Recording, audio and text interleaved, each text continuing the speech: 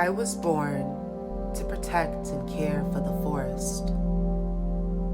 The elders have always reminded me that our people had to travel far up in the clouds for a new territory that we can finally call ours.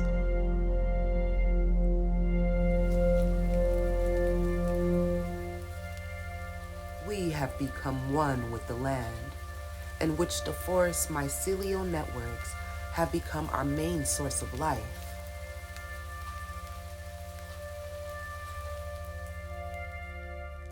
We developed a way to harvest cloud water, to farm the sky and maintain the forest's precious hydrological cycle. We farm with permission from the plants and take only what is given. But if the answer is no, we walk away.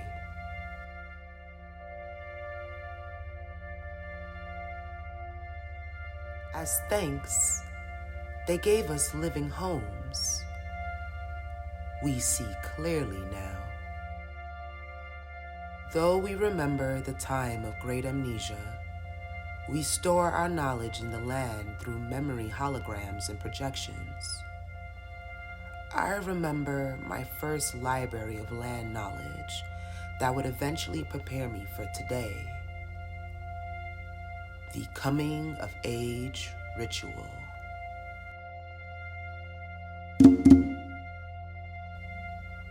The elders have shared stories of wisdom and tools that will allow me to communicate with the land.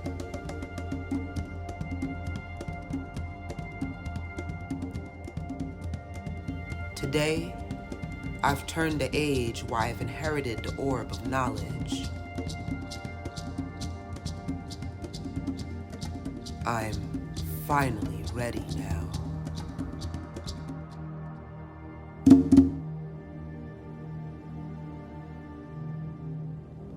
I've never left the territories of the sky. My feet touch the ground for the first time, and the orb guides me along the path of the land's bioluminescent trail. At a distance, I see the frame from another participant of the ritual. He shared with me distant memories from his ancestors to find a place of refuge. They too now live among the river as protectors of its streams.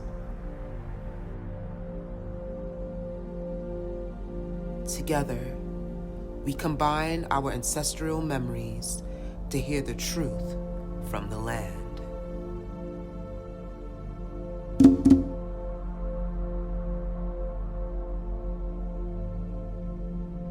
Water carries the past to the present, not like trauma, but like birth. Uprooted from elsewhere, we came seeking home, living with shadows and dreams. It was work, the struggle for recognition, the right to exist with 2 feet on the ground. But life is something that cannot be denied. It is a flame that breathes of every breath of the earth and bursts with candor and spiraling affection for every dying moment. Sempre viva. But sometimes fire is blind and consumes whatever is in its way. The children were making their mother sick.